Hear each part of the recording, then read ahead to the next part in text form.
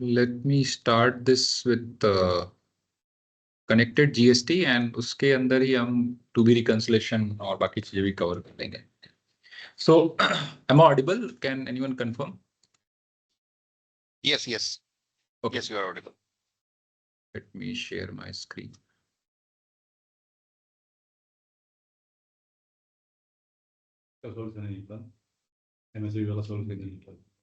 Voucher date से ही लेगा. Okay. So next we are going to cover the connected GST part. So in connected GST में हम हमारा जो स्कोप है वो ये है कि आप टैली से ही डायरेक्ट अपना R1 और 3B अपलोड कर सकते हैं. आपको अगर डाउनलोड करना है तो अभी जैसे क्लाइंट का कोई रिकंसिलेशन करना है, हमें R1 का ही रिकंसिलेशन करना है या 2B का रिकंसिलेशन करना है. सो वो अभी हम जेसन के थ्रू करते हैं. एंड पोर्टल पे अगर हमें एक जेसन डाउनलोड करना है तो it takes around 10 to 15 minutes to generate the file, और उसके बाद फिर हम उसको डाउनलोड कर पाते हैं. और अगर मल्टीपल मंथ्स का एक बार में करना है रिकंसिलेशन देन वो थोड़ा सा प्रॉब्लमेटिक होता है. और 3B तो रिकंसिलेशन का कोई ऑप्शन ही नहीं ऑफलाइन, क्योंकि 3B पोर्टल पे अगर देखें तो वो हमें सिर्फ PDF फाइल में डाउनलोड होती है, उसका जेसन हमें मिलता नहीं है. तो थ्रू API हम फिलहाल अभी टैली के अंदर हम तीनों चीजों को ही रिकंसाइल कर सकते हैं. इवन चारों को बोले तो रिकंसाइल कर सकते हैं, R1, 2A, 2B and 3B. And then finally अगर हमें R1 फाइल करना है, एक तो हो गया अपलोड करना, दूसरा फाइल करना है तो हम फाइल भी कर सकते हैं. सो लेट्स सी कि कैसे ये हो सकता है. तो सबसे पहले हमें क्या करना पड़ेगा, हमें अपना GST जो है वो लॉगिन करना पड़ेगा. लॉगिन,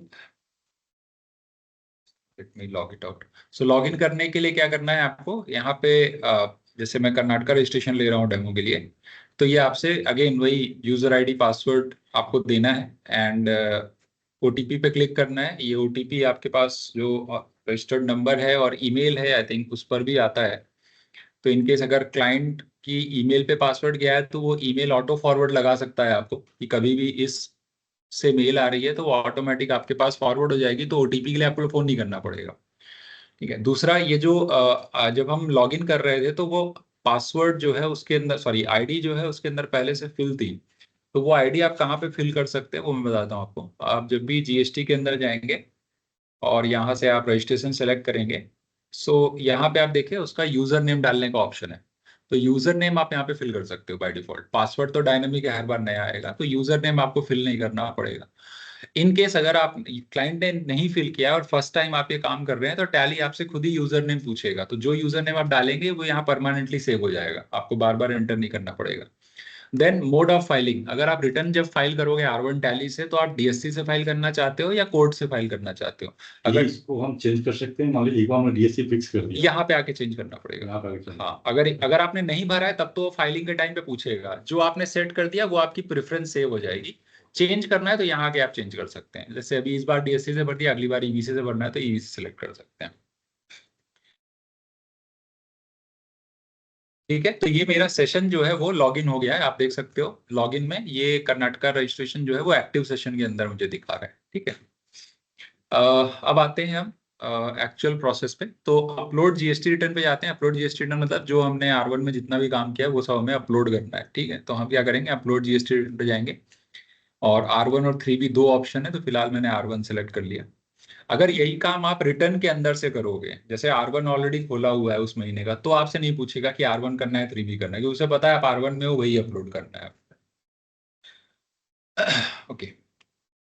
ये क्वेश्चन है सर. हाँ. तो ये एक चीज बताइए कि वो जैसे हम जब है इनवॉइसिंग हम करते हैं तो हमें इनवॉइसिंग के पोर्टल पे जाके वो API का एक्सेस हमको ये देना पड़ता है. ऐसा कुछ GST के उसमें वो नहीं है, मतलब या जो GST जो वो लॉगिन के लिए तो वो तो हमें कोई वो तो API का तो वहां पे क्रिएट नहीं करना पड़ेगा. अगर API यूजर बना हुआ है तो इसका मतलब एक्सेस आपने दिया हुआ है ना. अगर API नहीं, यूजर नहीं, मैं वो नहीं, मैं ना इनवॉइस की नहीं वो ये बात कर रहा. मैं वो ये जो अभी आप GSTR1 और 3B के लिए जो आपने लॉगिन जो कर रहे थे, हाँ हाँ, so it is the direct login है ना. इसके लिए कोई मेरे को वहां पे यार API की यार ID क्रिएट नहीं करनी है GST के या पोर्टल पे जाके. API ID क्रिएट नहीं करनी है. नहीं, API एक्सेस तो आपको अलाउ करना पड़ेगा ना वहां पे. आपको रिटर्न पे अलग जो आपने एक तो इनवॉइस का किया, आपने इनवॉइस में एपीआई यूजर हाँ बनाया हुआ है ना आपने। हाँ हाँ हाँ हाँ तो हाँ, हाँ वो that can be used, that can be used. That can be used for your GSTR1 as well, है ना? हाँ हाँ हाँ। ओके। सो सो यहाँ पे आप देख सकते हो अभी बाय डिफॉल्ट, क्योंकि मैंने 3 जीएसटीएन मेंटेन किए हैं तो तीनों का डेटा खुल रहा है। मैं फिलहाल यहाँ से इसको फिल्टर कर लेता हूँ। Let's take it for April only.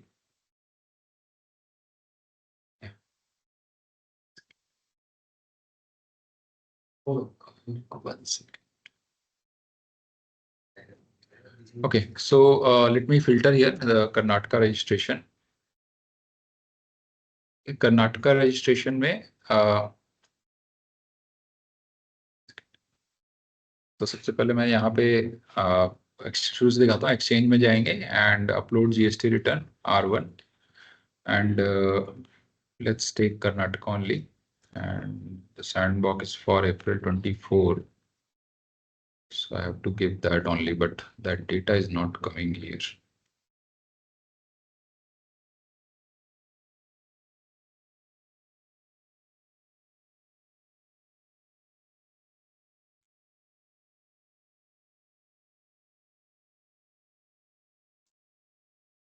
For 5 though I have the data, but that.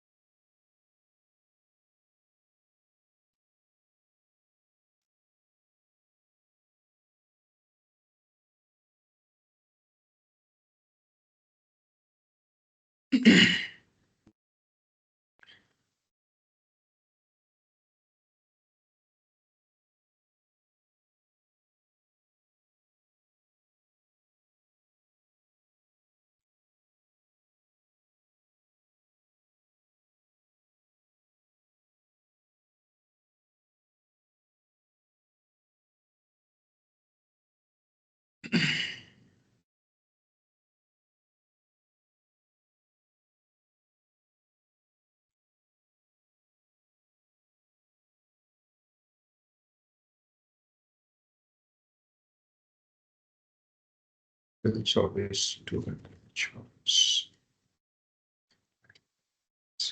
Try this.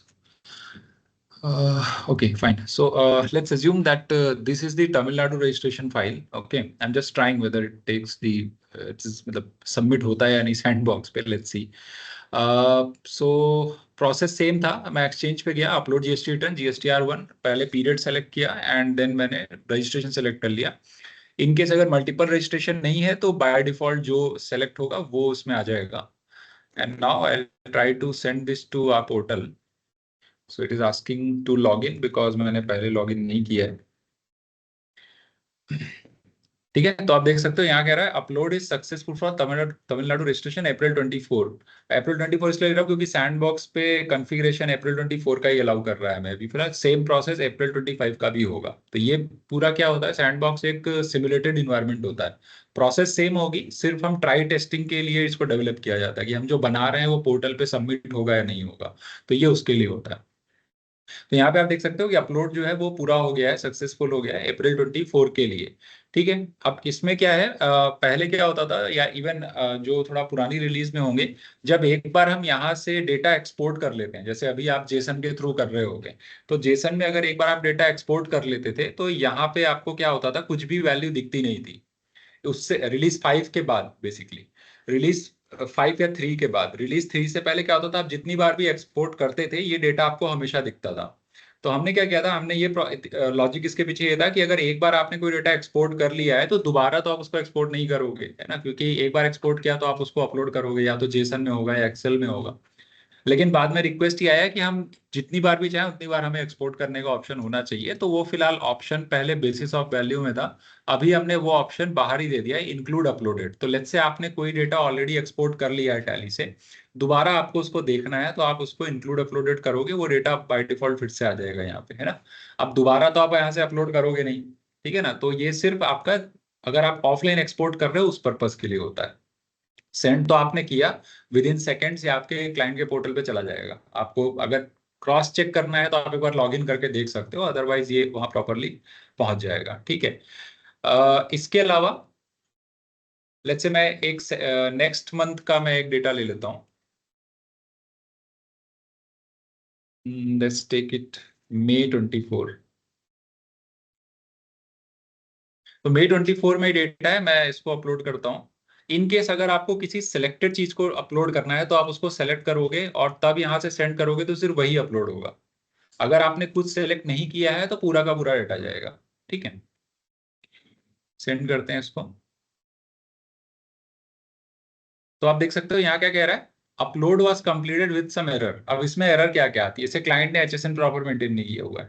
ठीक है, वो एरर आ जाती है, कई बार जेसन अपलोड करते हैं तो भी हमें फेस करता है ना.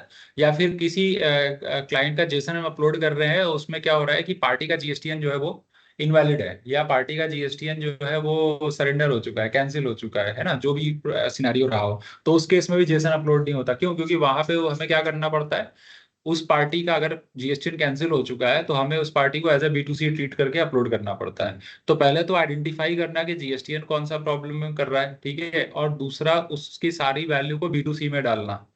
ये इसमें काफी समय हमारा चला जाता है ना. तो उसके लिए क्या किया गया, अब जैसे हम रिटर्न फाइल कर रहे थे, मैं बताया कि इसमें कुछ एरर आ गई है, तो आपको एरर ढूंढने की जरूरत नहीं है. ठीक है, आप क्या करोगे, आप जब भी उस R1 में जाओगे, लेट्स से मैं R1 में गया, F3 करके मैंने तमिलनाडु सेलेक्ट कर लिया और ये मैं पीरियड मैंने ले लिया मई मंथ का, मई 24 टू मई 24.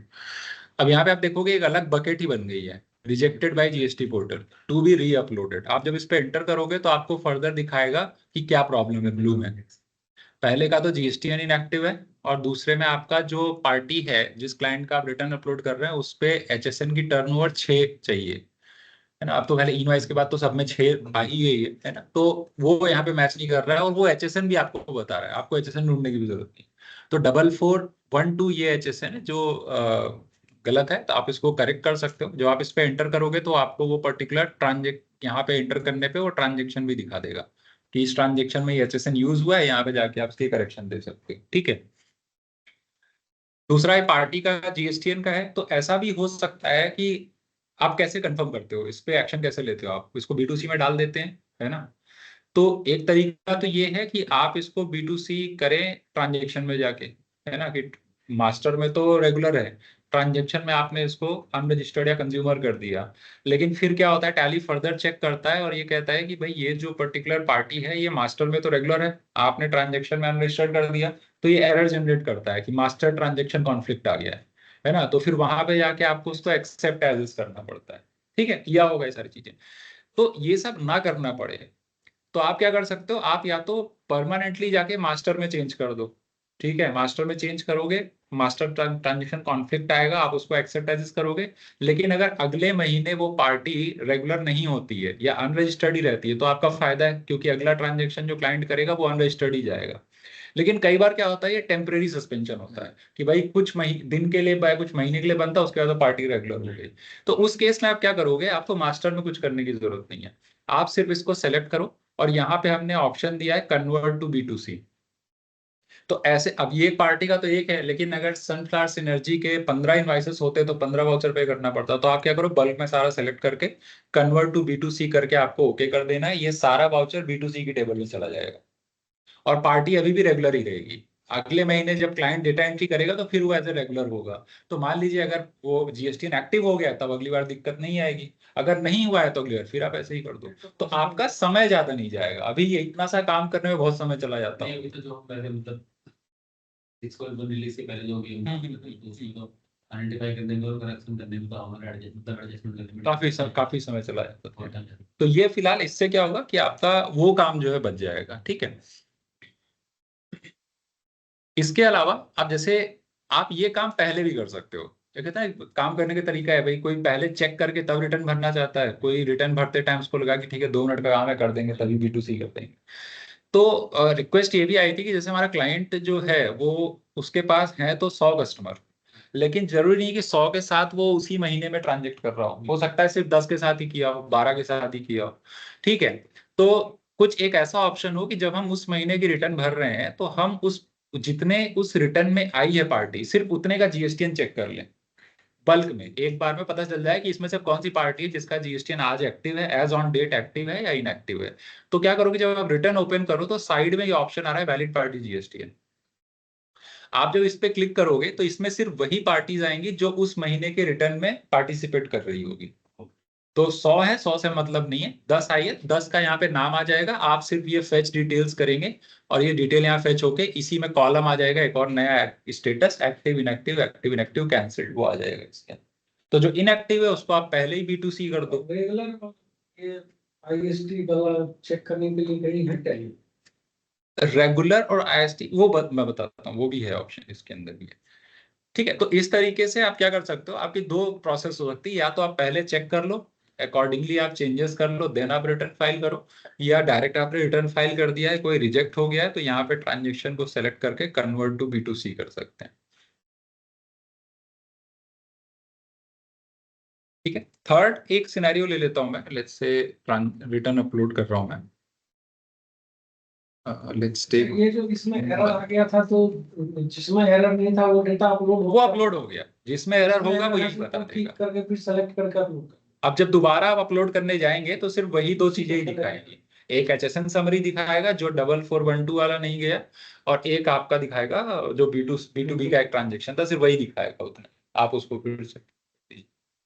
अब जैसे जून मंथ का मैं लेता हूँ, इसको अपलोड करता हूँ, ये थोड़ा सा कंडीशनल है, इसमें एरर आए या ना आए। हाँ, तो अब आप देखोगे कई बार ऐसा भी होता है ना, पोर्टल थोड़ा सा बिजी भी रहता है ना, लास्ट डेट पे कर रहे हैं या जैसा भी कर रहे हैं, तो यहाँ क्या लिख के आ रहा है, अपलोड इज इन प्रोग्रेस। तीसरा सिनेरियो हो सकता है कि आपने रिटर्न तो अपलोड करी लेकिन वो हुई नहीं उस समय, तो अब अगर आप जेसन के थ्रू कर रहे हो तो आप दोबारा, जब तक दोबारा अटेम्प्ट नहीं करेंगे तब तक कैसे रिटर्न जाएगी, नहीं जाएगी, है ना। यहाँ पे क्या है कि जैसे ही आपको ये मैसेज दिखा अपलोड इज इन प्रोग्रेस, आपको इस पे बैठे रहने की जरूरत नहीं है, आप चाहो तो दूसरे क्लाइंट का एक और टैली ओपन करके दूसरे क्लाइंट का डेटा उस पर लगा के आप कर सकते हो।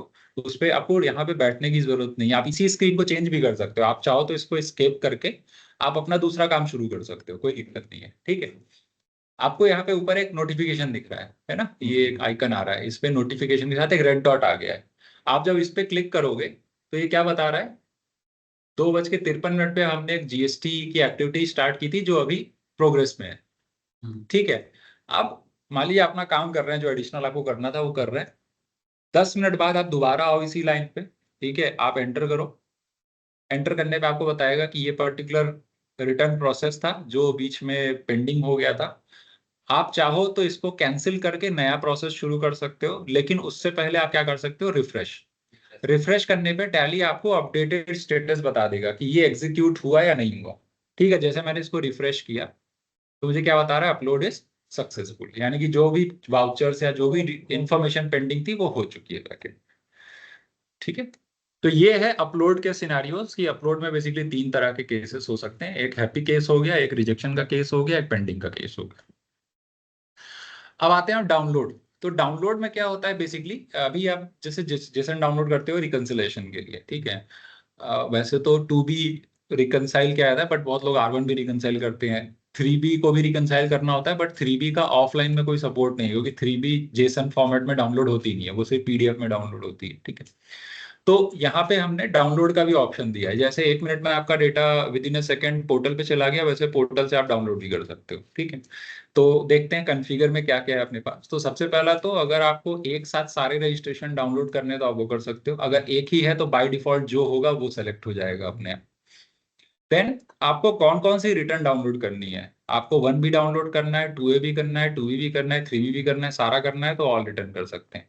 नहीं करना है, जैसे सिलेक्टेड है हमें सिर्फ 1, 2A और 3B करना है तो हमने ये सेलेक्ट कर लिया। ठीक है, या 2B करना है तो 2B और 3B कर लिया। देन किस पीरियड से किस पीरियड तक डाउनलोड करना है, तो लेट्स से हमें 2 महीने का एक साथ करना है, 3 महीने का, 6 महीने का एक साथ करना है। ठीक है, तो यहाँ पे हमने लिखा April 24 to May 24, जिससे 2 महीने का ही हमें जो है वो पोर्टल से डेटा डाउनलोड करना है। ठीक है, इसमें कोई टाइम फ्रेम नहीं है, किसी कितने महीने तक कर सकते हैं आप? नहीं, आप पूरे 12 महीने का ले सकते हैं, हाँ पूरे साल का निकाल सकते हैं। ये कंसोलिडेटेड नहीं कर रहे हर महीने में आपका दिखेगा पूरा। हाँ, मतलब टैली में आप पूरा साल का खोलेंगे तो पूरे साल का भी 2B एक बार में दिख जाएगा, महीने महीने का देखना, महीने महीने का भी दिख जाएगा। तो पूरे साल का अगर 2B डाउनलोड करो तो मंथली रिपोर्ट निकलेगा या कंसोल निकलेगा? नहीं, ये तो बैकएंड में पूरा डेटा डाउनलोड कर लेगा साल का, लेकिन आप मंथली भी देख सकते हो, पूरा भी देख, जैसे रिटर्न मान लीजिए 2B मैंने 1 अप्रैल से लेकर मार्च तक खोल दिया तो एक साथ दिख रहा है, वही आप अप्रैल देखोगे तो अप्रैल का दिखेगा, तो जैसे आप रिपोर्ट खोलेंगे वैसे ही पोर्टल का डेटा भी दिखेगा। ओके। देन अगर यही डाउनलोड आप अपने किसी ऐसे क्लाइंट के लिए कर रहे हैं जो क्वार्टरली रिटर्न भरता है, जिसका जाता है, तो आप इसको यस कर लीजिए, बस दैट्स इट। आपको ये ऑप्शन इंटर करके यस कर लेना है। इतना होने के बाद आपको सिर्फ डाउनलोड बटन प्रेस करना है यहाँ पे, एंड ये सारा डेटा जो है वो पोर्टल से डाउनलोड कर लेगा। तो अभी ये GSTR1 अप्रैल का हो रहा है डाउनलोड, अभी GSTR1 मई महीने का हो रहा है, देन 2B अप्रैल महीने का, और यही एक एक रिटर्न डाउनलोड करने में हमें 10-10, 15-15 मिनट लगता है कि फाइल जनरेट होती है, फिर हम डाउनलोड करते हैं। That's it. ठीक है, तो विद इन 10-15 सेकेंड्स हमारा 3 महीने की तीनों रिटर्न जो है, 2 महीने की 3 मतलब 6 रिटर्न हमने डाउनलोड कर ली। अभी हमें डेटा देखना है तो कैसे देखेंगे, तो लेट्स से मैं R1 लिखता हूँ, तो R1 में एक R1 रिपोर्ट है, एक R1 रिकंसिलेशन है, तो R1 रिकंसिलेशन पे जाएंगे जब, ठीक है, तो आप ये देख सकते हो अप्रैल से जून तक का खुला है बाय डिफॉल्ट, मैं इसको अप्रैल मंथ के लिए खोल लेता हूँ। तो ये अप्रैल 24 का मुझे जो ब्लैक में दिखा रहा है वो हमारा टैली का डेटा है, जो ब्लू में है वो हमारा पोर्टल का डेटा है। तो ये हमारा इंटर करेंगे तो जैसे पोर्टल पे पार्टी वाइज आता है तो यहाँ पार्टी वाइज भी आपको दिख जाएगा। तो GSTR1 रिकंसिलेशन से जो हमें ये शो कर रहा है वो पोर्टल को हमारा बुक सीज ही रिकंसाइल कर रहा है। हाँ करेक्ट, जो हमने अभी अपलोड किया था वही हम फिर से डाउनलोड, जैसे मान लीजिए रिटर्न फाइल करना है आपको, ठीक है, तो रिटर्न फाइल करते वक्त जब आप R1 फाइल करते हैं तो भी एक बार मिलाते ही हैं, है ना, कि भाई पोर्टल पे और टैली में कोई डिफरेंस तो नहीं आ रहा है, क्योंकि हो सकता है कि भाई किसी ने बैकएंड पे गलती से कुछ चेंज हो गया, कुछ हो गया, है ना, तो वो हम यहाँ पे देख सकते हैं। ठीक है, अगर जो डेटा आपने अपलोड किया था उसके बाद कोई चेंज नहीं हुआ है तो ये सारा आपको रिकंसाइल दिखाएगा, जैसे एक दिखा रहा है ना अभी रिकंसाइल, ये सारा रिकंसाइल दिखाएगा। जैसे यहाँ पे हमने अपलोड किया था तो 11 ही थे, अभी 18 इनवॉइस दिखा रहा है, तो पार्टी वाइज ड्रिल डाउन करके देख सकते हैं कि पार्टी वाइज में कोई डिफरेंस तो नहीं आ गया है। ठीक है, ठीक है, तो ये पार्टी एक रिकंसाइल है मेरी, बाकी अनरिकंसाइल्ड है, तो इनमें जो है कुछ चेंजेस हुए हैं। ठीक है, क्योंकि ये अगर आप देखोगे तो ये 6 और 5, 11 दिख रहा है नीचे ब्लू में, जो काउंटर दिख रहा है 6 और 5 का, तो ये तो इनवाइसेस है, एक पार्टी की ये इनवॉइस एक्स्ट्रा आई है और ये 3 इन दोनों की इनवॉइस एक्स्ट्रा आ गई है, तो 18 हो रहा है वो। तो हम क्या कर सकते हैं, या तो फिर से अपलोड कर सकते हैं और फिर डाउनलोड करके देख सकते हैं। फिलहाल ये सैंड बॉक्स के लिए तो हमने सिमुलेटेड इन्वायरमेंट क्रिएट किया हुआ है, ठीक है। आपके केस में जो अपलोड होगा, अगर उसमें कोई भी इनवॉइस प्लस माइनस नहीं हुई है तो उतना ही नंबर डाउनलोड होगा और वो ऑटोमेटिक रिकंसाइल दिखा देगा, ठीक है। सिमिलरली अगर आपको टू बी रिकंसिलेशन देखना है तो आप GSTR two B reconciliation screen में जाइए, ये आपको टू बी रिकंसिलेशन दिखा देगा, ठीक है। ऊपर आपको एक समरी भी दे रहा है कि कितने अवेलेबल इन बुक है, कितने अवेलेबल इन पोर्टल है, कितने मिसमैच है, कितने टोटल अनरिकंसाइल है, उसका ब्रेकअप यहाँ पे दे रहा है। आपको पार्टी वाइज देखना है तो यहाँ पे आके B2B and then party wise आप यहाँ पे देख सकते हो, ठीक है। रिकंसिलेशन में कुछ कॉन्फ़िगरेशन है वो मैं आपको दिखा देता हूँ यहीं पर।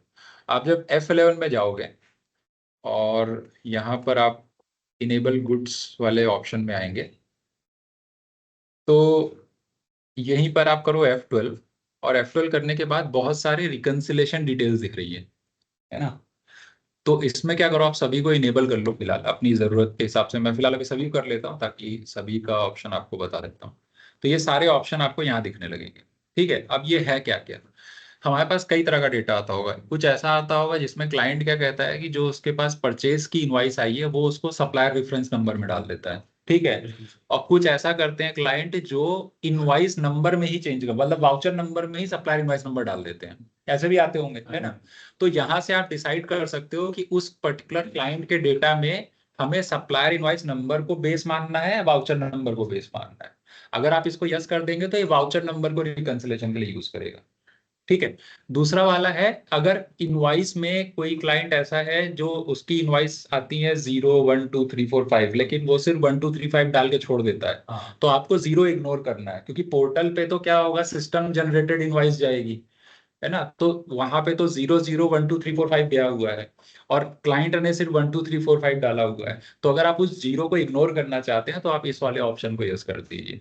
तो अगर 0 प्रीफिक्स में होगा, सफिक्स में नहीं, प्रीफिक्स में होगा तो वो इग्नोर हो जाएगा। देन है स्पेशल कैरेक्टर, जैसे अभी आप आईएमएस में देख रहे थे तो उसमें एक स्पेस आ गया था, @ आ गया था, हाइफन में आ गया था, ठीक है। तो वो अगर केवल उतना ही मिसिंग है और बाकी सब मैच कर रहा है तो वो उसको इग्नोर करने में हेल्प करेगा, ठीक है। Then ignore difference in invoice amount, ये किस लिए है, जैसे टीडीएस की इनवॉइस हो गई। टीडीएस की इनवॉइस में क्या होता है कि हमारा टैक्सेबल वैल्यू और टैक्स अमाउंट तो मैच करता है, लेकिन टीडीएस की अमाउंट जो है वो मिसमैच, मतलब फाइनल जो इनवॉइस अमाउंट आती है उसमें डिफरेंस आ जाता है। तो अगर आपकी क्लाइंट के पास टीडीएस की इनवॉइसेस हैं जिसमें आपको रिकंसिलेशन में दिक्कत आ रही है तो आप इसको यस कर देंगे, तो वो क्या करेगा, वो उन इनवॉइसेस को इग्नोर करेगा जिसमें टैक्सेबल और टैक्स अमाउंट मैच कर रहा है लेकिन डिफरेंस सिर्फ इनवॉइस अमाउंट में आ रहा है, ठीक है। तो ऐसी इनवॉइसेस को क्या करेगा, इग्नोर कर देगा। बाकी अगर सब मैच कर रहा है तो रिकंसाइल कर देगा उसको। पर सर ये थोड़ा सा इग्नोर डिफरेंशियल इनवॉइस अमाउंट में जो ये ऑप्शन है, आप कह रहे हैं कि टीडीएस अमाउंट का डिफरेंस भी। अब जैसे मान लीजिए हमने सेल किया, हमने तो पूरे 100 रुपए का सेल किया, और जब हमारे क्लाइंट ने जो परचेज की एंट्री डाली है वो 90 रुपए की डाली है। क्यों? क्योंकि 100 रुपए पे तो टीडीएस लगा, 100 रुपए पे 100 रुपए टैक्सेबल अमाउंट हुआ, फिर जीएसटी लगा और फिर नीचे 10% टीडीएस माइनस हो गया। तो टीडीएस माइनस हुआ तो अमाउंट कितने की आ गई, 80 रुपए की आ गई मान लीजिए। तो जो वहां से इनवाइस आ रही है पोर्टल से वो तो पूरे 100 रुपए की आ रही है, लेकिन क्लाइंट में जो डेटा है वो 80 रुपए का पड़ा हुआ है, क्योंकि वाउचर में ही टीडीएस। देखिए, एक तो तरीका ये है कि बहुत से लोग क्या करते हैं, और यूजुअली 80-90% लोग डेटा एंट्री ऐसे ही करते हैं कि परचेज में ही टीडीएस काट लेते हैं नीचे। एक तरीका टैली आपको ये भी देता है कि आप परचेज पूरे का बुक कर दीजिए और बाद में एक जेबी पोस्ट कर दीजिए आप, तो उसमें टीडीएस कट जाएगा।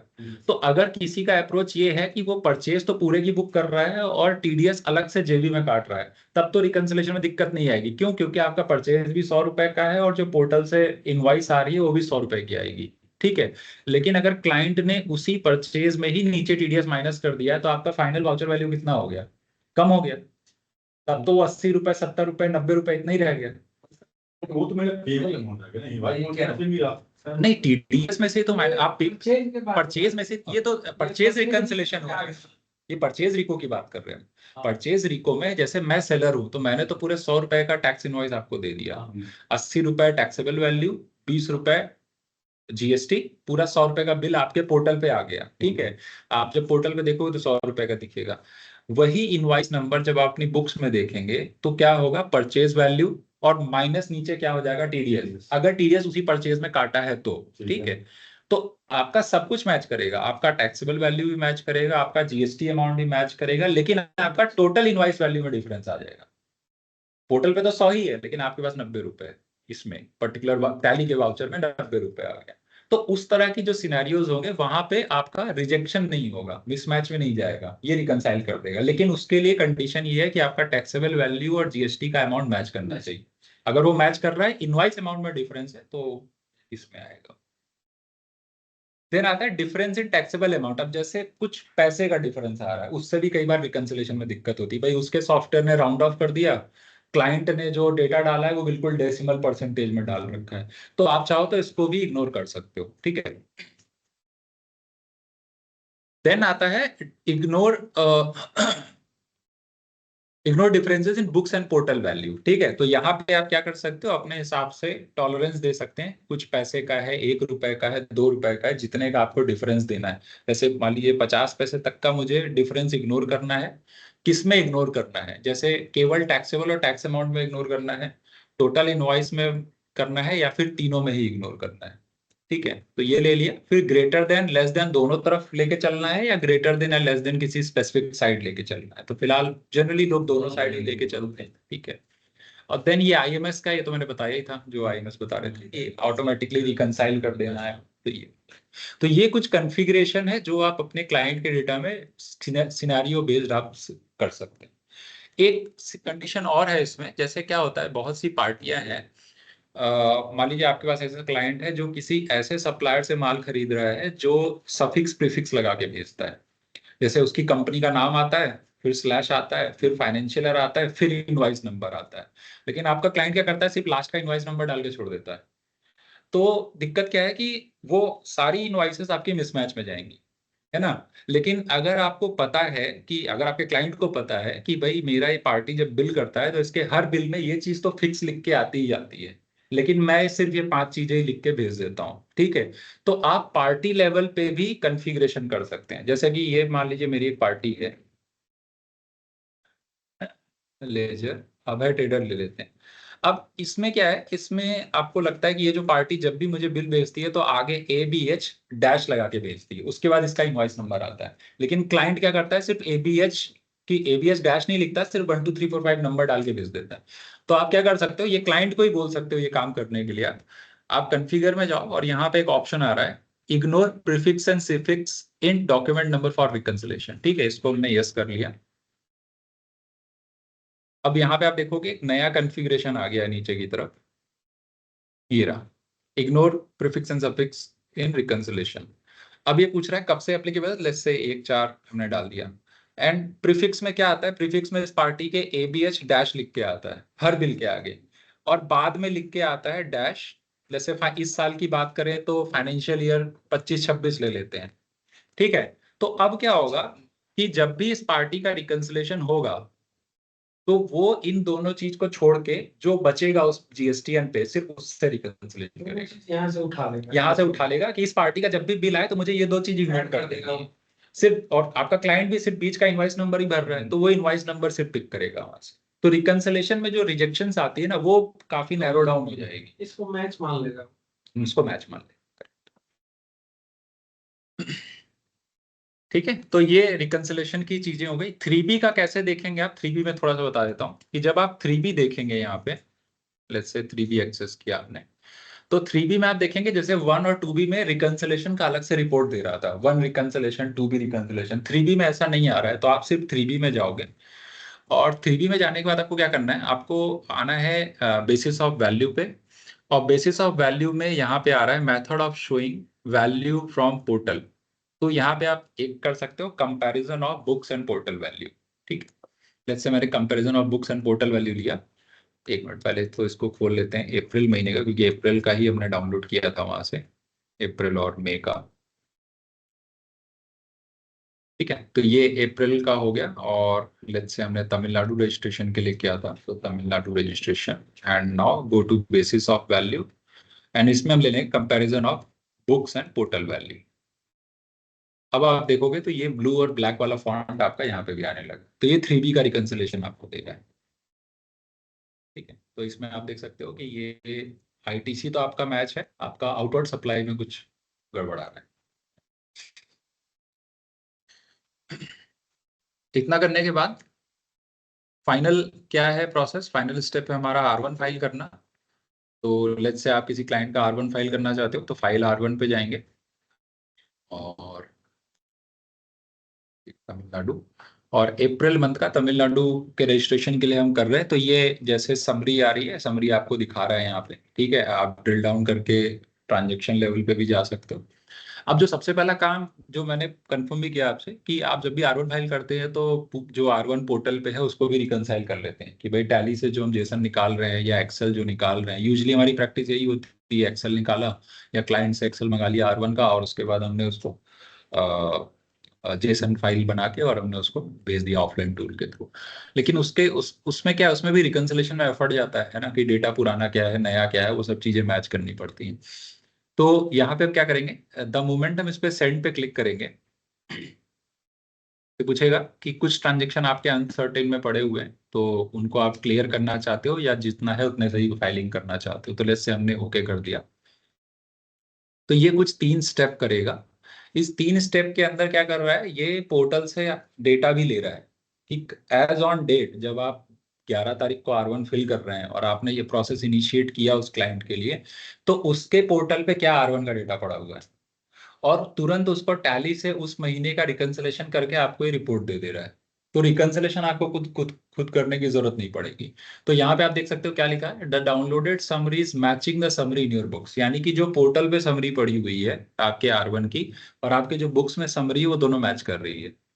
यानी कि आपके टैली में और पोर्टल पे कोई डिफरेंस नहीं है फिलहाल के लिए। ठीक है, अगर नहीं होगा, मैच नहीं करेगा, तो यहाँ पे ये चीज एम्बर बकेट में लिख के आएगा और ये लिखा होगा the downloaded summary is not summary in your book.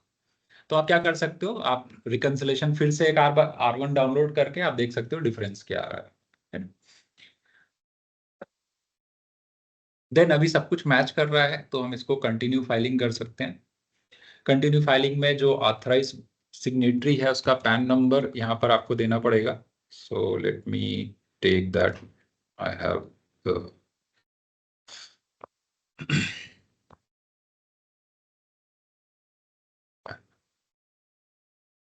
Pan number दिया मैंने, एंड देन अभी हमने वहां सेट किया था EBC के थ्रू करना है या किसके थ्रू करना है। तो अगर वहां पे हम DSC करते तो यहाँ DSC मांगता, EBC किया है तो कोड मांग रहा है,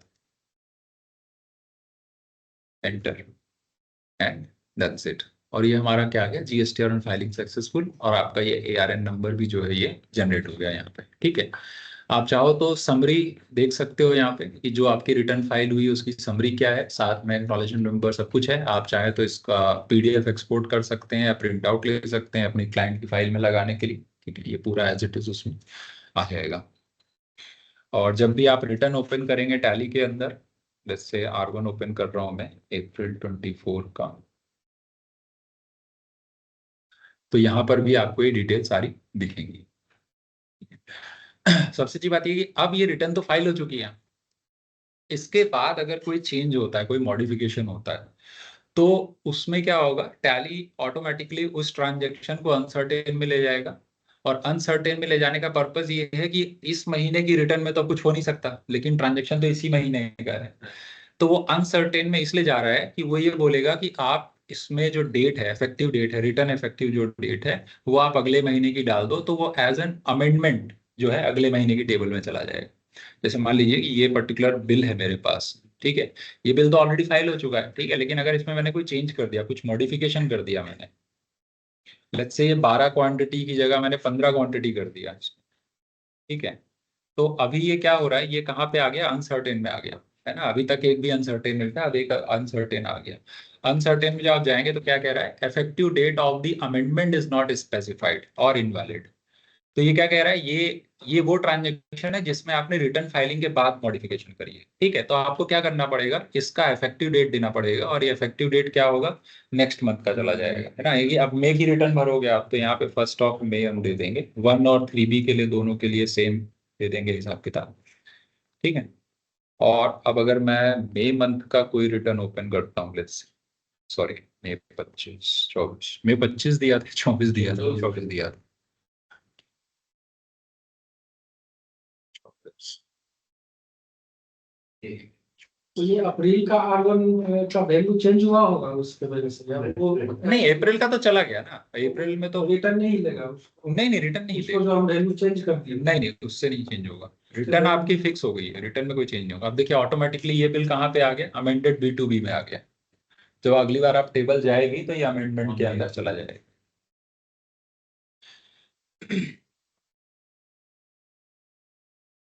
इसके अलावा कनेक्टेड जीएसटी में एक चीज और है कि कई बार क्या होता है कि वेंडर ने सप्लाई मतलब सेल करने के लिए सामने वाली पार्टी से जीएसटी लिया, उसको वेरीफाई किया नहीं और उसके ऊपर बिल बना दिया। ठीक है, उसका प्रॉब्लम क्या था, जब रिटर्न फाइल करते हैं तो दिक्कत आती है फिर, है ना। या फिर वो अगर परचेज कर रहा है तो परचेज में भी दिक्कत आती है। पता चला आप जब रिकंसिलेशन कर रहे हैं तो कोई एक पार्टी है, उसका एक भी बिल रिकंसाइल नहीं हो रहा है। क्यों? क्योंकि उसने पार्टी से परचेज कर लिया जीएसटीएन लेके, और जब आप फाइल कर रिकंसिलेशन कर रहे हैं तो वो पार्टी का पता चला है जीएसटीएन ही सरेंडर्ड है। ठीक है, तो आईटीसी तो मिलेगा नहीं, उसका चला गया। तो हम क्लाइंट को ये गाइड कर सकते हैं कि जब भी आप कोई नए पार्टी के साथ डील करो, चाहे वो सेल के लिए करो या परचेज के लिए करो, तो आप उसका जीएसटीएन वेरीफाई कर लो। तो अभी जीएसटीएन वेरीफाई करने का एक ही ऑप्शन है कि हम पोर्टल पे जाके वेरीफाई करते हैं ना, जीएसटीएन नंबर डाला, कैप्चा डाला, वो सारी डिटेल अपने पास आ जाती है। या फिर कोई पार्टी है जिससे हमने खरीदा लेकिन वो उसने इनवॉइस बना के नहीं दिया, अभी बोलो तो बोलता है कि नहीं मेरे ऊपर इनवॉइस एप्लीकेबल नहीं है, तो आप टर्नओवर तो चेक नहीं कर सकते उसका, है ना। लेकिन पोर्टल पे एक ऑप्शन दिया है जहां से आप देख सकते हो कि ये पर्टिकुलर जीएसटीएन पे इनवॉइस एप्लीकेबल है या नहीं एप्लीकेबल है, वो ऑप्शन वहां पे दिया हुआ है। ठीक है, तो ये सारा काम आप टैली के अंदर कर सकते हो। ठीक है, कैसे करना है, तो लेट्स से अगर आप कोई भी नया मास्टर क्रिएट कर रहे हैं तो यहाँ पे एक ऑप्शन दिया है, फेच डिटेल्स यूजिंग जीएसटीआईएन। ठीक है, और इस फीचर के लिए आपको किसी लॉगिन की जरूरत नहीं है, ये ओपन एपीआई के थ्रू है। तो आपका अगर टीएसएस चल रहा एक्टिव है तो आपको किसी क्लाइंट का लॉगिन या कुछ नहीं चाहिए, आप अपना नॉर्मल भी इसको क्लिक करके और जीएसटीएन डाल के वेरीफाई कर सकते हैं। तो जैसे मैंने पार्टी का जीएसटीएन डाला और एंटर किया तो ये सारी डिटेल, ये तो खैर आपको दिखा रहा है कि ये चीजें बुक में जाएंगी, और ये कहाँ से आ रही है, पोर्टल से आ रही है। टैली में ब्लू डेटा मतलब एक्सटर्नल डेटा, तो इस केस में ये जीएसटी पोर्टल से सारा डेटा आ रहा है। तो ये मास्टर क्रिएशन में तो इजी हो गया, इजी हो गया पूरा, मतलब वेरीफाइड डेटा ही मास्टर क्रिएशन में जाएगा। ठीक है, अब जैसे आप देखेंगे स्टेट पिन कोड और साथ में जीएसटीएन स्टेटस भी आ गया उसका, और जो आप रेगुलर कंपोजिशन बोल रहे थे वो भी यहाँ पे आ रहा है, रेगुलर कंपोजिट है वो भी आ रहा है, और वो जीएसटीएन जब चेक करेंगे तो वहां पे भी दिखाएगा। दूसरा, अगर इसमें और डिटेल चाहिए तो फाइलिंग हिस्ट्री का ऑप्शन आ रहा है, इस पे क्लिक करो, ये इसी पार्टी की फाइलिंग हिस्ट्री आ गई इसमें। ठीक है, कि ये पार्टी का इनवॉइस स्टेटस क्या है, रजिस्ट्रेशन कब है, अगर कैंसिल हुआ है तो डेट ऑफ कैंसिलेशन भी आ जाएगा। ठीक है, फिर लास्ट 6 मंथ की रिटर्न फाइलिंग क्या है, अगर आप क्लाइंट को लग रहा है कि ये हर महीने ही रिटर्न लेट फाइल कर रहा है तो डेफिनेटली वो पार्टी से खरीदने में कोई फायदा नहीं है, मेरा आईटीसी मरने वाला है। तो वो चीजें यहीं पे आपको दिख जाएंगी, है ना। तो इसके लिए आपको पोर्टल पे जाके कैप्चा भरने की या सब करने की जरूरत जो है वो नहीं पड़ेगी। अब आपको जीएसटी का बल्क बल्क में कहीं पे हम टाइप कर सकते हैं? हाँ कर सकते हैं, Regular है क्या? बल्क में टाइप करना मतलब जैसे बल्क में चेक करना, हाँ वो भी कर सकते, मैं बताता हूँ। तो ये करने के बाद आप जैसे ही कंट्रोल ए करोगे तो कंट्रोल ए करने के बाद क्या होगा, ये सारा का सारा डेटा आपके लेजर में फिल हो जाएगा।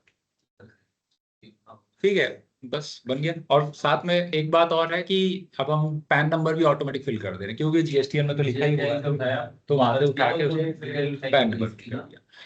ठीक है, हमें तो सिर्फ एक ही चाहिए मास्टर बनाने के लिए, आप तो नाम दे दें नॉर्मली और जीएसटी नंबर बस। आप भी बता सिस्टम आप ठीक है। अब जैसे मान लीजिए ये मैं लेजर बना ले रहा हूँ। ठीक है, जैसे यहाँ पे साइट नंबर या पार्टी मैंगो विस्टा है, मैं पार्टी जो है, एक सेकेंड, यहाँ पे मैंगो विस्टा की जगह मैं एबीसी प्राइवेट लिमिटेड डाल देता हूँ, लेट्स से, है ना। ये मैंने डाल दिया, उसको सेव कर दिया, पार्टी ने मेरे को यही बनाया, मैंने ये डाल के दे दिया। ठीक है, अब अगर इस पार्टी का लेजर मैं देखता हूँ, मतलब ऐसा नहीं कि नए लेजर पे भी, जो एग्जिस्टिंग लेजर है उस पे भी मैं क्या कर सकता हूँ, जैसे एबीसी प्राइवेट लिमिटेड पे गए और यहाँ पे फेच डिटेल्स किया, तो जीएसटीएन तो ऑलरेडी फिल ही है, यहाँ पे इसको एंटर किया तो मुझे क्या बता रहा है कि ये तो है तो मैंगो विस्टा के नाम से, लेकिन बताया मेरे को एबीसी लिमिटेड। अब मेरे को तुरंत के तुरंत अपडेट करना है, तो अपडेट एज पर पोर्टल करेंगे और कंट्रोल ए कर देंगे तो वो डिटेल यहाँ पे अपने आप फिल हो जाएंगी सारी। यानी कि अब गोइंग फॉरवर्ड जो बिल जाएगा आपको इस नाम से जाएगा, आप इसका जस्टिफिकेशन भी दे सकते हो कि भाई पोर्टल पे आपका ये नाम है, मैं इस नाम से बिल नहीं दे पाऊंगा। ठीक है, अभी तक जो हो गया, लेकिन अब मैं आगे बिल इस नाम से नहीं दे पाऊंगा। ओके, सो ये था ओवरऑल हमारा GSTR 3B को लेके। जैसे GSTR 1 अपलोड किया वैसे हम 3B को भी अपलोड कर सकते हैं। वो उसमें जब अपलोड में आप जाएंगे ऑप्शन में, अपलोड में 3B का ऑप्शन है, 3B सेलेक्ट करके इसको भी अपलोड कर सकते हैं। फाइल आपका पोर्टल से ही होगा, 3B की फाइलिंग जो है वो पोर्टल से होगी, R1 आप फाइल प्रोडक्ट से कर सकते हैं। हाँ जैसे टू बी और बुक्स का रिकंसिलिएशन अभी इसमें करते हैं। हाँ हाँ तो टू बी और बुक्स के रिकंसिलिएशन में आपने बहुत सारी चीजें बता दी, मतलब ये चीजें हम इनेबल डिसेबल कर हाँ, देंगे रिकंसिलिएशन के आइटम्स को डिक्रीज कर लेंगे। हाँ, कट हो जाएगा कि मतलब बहुत स्मॉल नंबर हो जाएगा, बहुत कम नंबर मिसमैच में जाएगा। ठीक है। अब मैं जस्ट एक्चुअली है क्या कि अभी हम लोग क्या करते हैं कि रिकंसिलिएशन हमारे क्लाइंट छोटे भी हैं बड़े भी हैं, हम रिकंसिलिएशन एक्सेल फाइल में करते हैं। ओके, ठीक है, तो नंबर वॉल्यूम ज्यादा है, ऐप का भी डेटा होता है और बाकी सॉफ्टवेयर का होता है। मैं जैसे ये जानना चाह रहा हूँ, अगर मेरा कोई क्लाइंट है इसका जो टैली में मेंटेन कर रहा है और मैं उसका रिकंसिलिएशन एक्सेल से बना रहा हूँ, टैली में इसमें क्या है कि GSTR 3B के फाइलिंग के टाइम पे जब हम रिकंसिलिएशन करते हैं बुक्स और 3B का, उसमें क्या है कि बहुत सारे टेम्परेरी रिवर्सल परमानेंट रिवर्सल का एक चक्कर है, मतलब इनवॉइस अगर कैरी फॉरवर्ड हो रहा है, मतलब 2B में और हमारी बुक्स में नहीं है, तो हमें क्या करना पड़ेगा, उसको टेम्परेरी रिवर्स करना पड़ेगा। तो क्या ऐसा कुछ टैली जैसे मैं समझ पा रहा हूँ कि लेट्स से अगर कोई ये आप जो फॉर्मूला कर रहे हैं ना, वो जो चल रहा है ये टैली, वो IMS के अकॉर्डिंग चल रहा है। IMS वाला जो अभी आप नहीं करते हैं वो आने वाला फ्यूचर में करेंगे। जो अभी तो आप टेम्परेरी रिवाइज कर देते हैं, लेकिन ये उस बेस पे चल रहा है कि आप टेम्परेरी रिवाइज के बदला उसको पेंडिंग छोड़ देंगे। तो है ना अंकित? मैं समझ गया आपकी बात। मैं कह रहा हूँ कि वो ठीक है, वो IMS के अकॉर्डिंग ही चल रहा है, तो हम भी तो IMS के अकॉर्डिंग ही चल रहे हैं ना। अभी आप जो कर रहे हैं वो IMS के अकॉर्डिंग नहीं चल रही बात। और 2B में जो डाटा फ्लो होके आ रहा है IMS से, वो 2B में तो जा रहा है ना, 2B में जा रहा है ना। अगर मैंने वहां पेंडिंग कर दिया तो IMS में पेंडिंग हो गया। मैं तो बात अभी 2B की कर रहा हूँ, मैं भी बात 2B नहीं, वो IMS पे पेंडिंग हो गया और वो 2B में फ्लो नहीं करेगा, फ्लो नहीं करेगा, फ्लो नहीं जाएगा ही नहीं। फ्लो नहीं करेगा। अगर आपने पेंडिंग कर दिया है मुझे टेम्परेरी रिवर्सल करने की जरूरत ही नहीं है। IMS के केस में, तो IMS एक्चुअली आया इसीलिए है। IMS का पर्पस एक्चुअली जो है वो यही है। अभी डिपार्टमेंट ने उसको ऑप्शनल रखा था क्योंकि कोई भी नई चीज है तो अटेंडम उसको नहीं बता सकते, लेकिन धीरे धीरे it is very much sure कि वो मैंडेटरी प्रोसेस हो जाएगा, वो मैंडेटरी। क्योंकि अगर आप IMS में कुछ नहीं कर रहे हैं तो सारा का सारा 2B में जाएगा और वही सारा 3B में भी जाएगा। तो बेटर ये है कि IMS में ही हम उसको रिजेक्ट कर दें या IMS में ही हम उसको पेंडिंग मार्क कर दें। और जहां तक आप इसमें पूछ रहे हैं तो इसमें आप ये कर सकते हो, लेट्स से अभी के लिए जब तक IMS आप नहीं जा रहे हैं, लेट्स से R1 में गए और R1 में ये पर्टिकुलर इनवॉइस में ले लेता हूँ। जैसे मैं दोनों ही बताता हूँ, सेल और परचेज दोनों के लिए देता हूँ। जैसे ये पर्टिकुलर वाउचर है, लेट्स से ये था आपका अप्रैल महीने का, बट ये क्लाइंट ने बाद में बताया, आपको बोला कि भाई ये हम बाद में भूल गए थे, ये 1-2 इनवॉइस हमारी रह गई अप्रैल महीने की, अब मई में ही जाएगी, जाहिर सी बात है ना, अप्रैल में तो कुछ हो नहीं सकता। तो आप क्या कर सकते हो, यहाँ पे आके मोर डिटेल में ना एक ऑप्शन हमने दिया इफेक्टिव डेट का। तो वाउचर की इफेक्टिव डेट तो अप्रैल ही रहेगी, लेकिन रिटर्न इफेक्टिव डेट हम क्या करेंगे, यहाँ पे 1 मई डाल देंगे। तो अब इसका फायदा क्या होगा कि बैलेंस शीट P&L सब वाउचर डेट से बनता है, तो वो तो आपका 1 अप्रैल से बनेगा। लेकिन जब आप मई की रिटर्न R1 अपलोड करेंगे तो ऑटोमेटिक ये वाउचर वहां पे आ जाएगा, आपको मैनुअली कुछ नहीं करना पड़ेगा। ऑटोमेटिकली आपका वाउचर किस में आ जाएगा, मई में, और वो ट्रांजेक्शन के साथ अपलोड हो जाएगा। ये तो हो गया सेल्स का केस में। अब मान लीजिए आपका कोई पर्टिकुलर इनवॉइस है जो परचेज का है, और परचेज में भी आपके साथ यही सेम चीज होगी, है ना। रिकंसिलेशन किया, मान लीजिए इस महीने वो इनवॉइस नहीं आई, सेलर ने अपलोड ही नहीं करी, वो अगले महीने करेगा, तो आप परचेज के वाउचर में भी ऐसे इफेक्टिव डेट डाल सकते हैं। जब इफेक्टिव डेट डालेंगे तो वो आपसे पूछेगा कि अगली इफेक्टिव डेट क्या है, तो आप उसको मई में ट्रांसफर करेंगे। तो जब मई का रिकंसिलेशन करेंगे तो उसमें वो ऑटोमेटिक टैली कैच करेगा उसको, नहीं होगा और वो दोनों पूछेगा। आपको 3B में भी हटाना है और 2B में भी हटाना है, तो दोनों की इफेक्टिव डेट अलग अलग पूछेगा। वो कैरी फॉरवर्ड आप करते रहिए। इफेक्टिव डेट से चलता है। हाँ, इफेक्टिव डेट चलता है, परचेज भी और 2B भी दोनों कर सकते है। वही हो गया टेम्परेरी रिवर्सल। अब वो आपको आप समझ गए, हम भी तो वही करते हैं एक्सेल में, एक कॉलम साइड में बना के हम वही करते हैं कि 2B रेट क्या है और मतलब यूज पीरियड क्या है, बुक पीरियड क्या है। तो जो नहीं होते हैं हम उनको पिक कर लेते हैं उस महीने में। अब जैसे मान लीजिए अभी मान लो अब हम शुरू करते हैं, चलिए, और बल्क वाला वो हाँ सॉरी, बल्क जीएसटीएन आप पूछ रहे थे। तो बल्क जीएसटीएन के लिए क्या होता है, एक सेकेंड। एक तो क्रिएशन का भी है, अगर आपको बल्क लेजर से कुछ क्रिएट करना है तो बल्क लेजर क्रिएशन भी हम कर सकते हैं। जैसे एक तो यहाँ पे एक एक करके हम कॉपी पेस्ट करते जाएं, ठीक है। दूसरा, अगर हमें एक्सेल इंपोर्ट के थ्रू करना है तो एक्सेल इंपोर्ट में एक लाइन में सारे जीएसटीएन लिख लीजिए, बस और कुछ नहीं लिखना है। पार्टी नेम, एड्रेस एड्रेस सभी पोर्टल से उठा लेगा, ठीक है। आप सिर्फ एक एक्सेल में सारा जीएसटीएन डाल लीजिए और इंपोर्ट में जाके वो एक्सेल इंपोर्ट कर दीजिए। द मोमेंट आप इंपोर्ट करेंगे 150 जितने भी जीएसटीएन है उसके अंदर, तो वो आपका वो सारा रीड करेगा। रीड करने के बाद आपसे पूछेगा इसको किस ग्रुप में डालना है भाई, या तो डेटर में जाएगा, क्रिएटर में जाएगा। वो तो पोर्टल भी नहीं बता सकता ना टैली बता सकता है, वो तो आप यूजर को बताना पड़ेगा।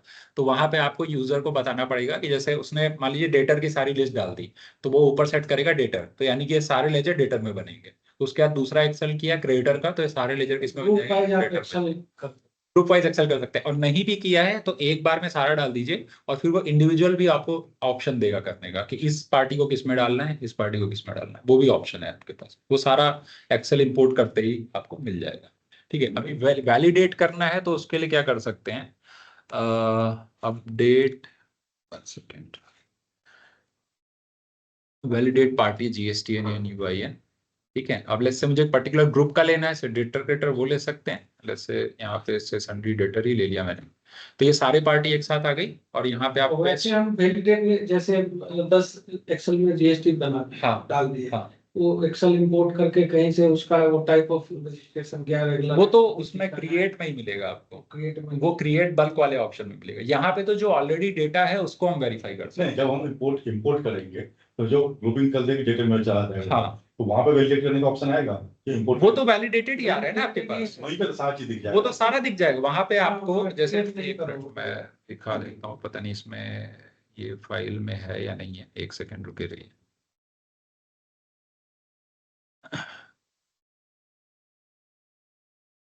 से यही ले लेता हूँ मैं, एक फाइल है जीएसटीएन बल्क वाली, इससे ही दिखा देते हैं।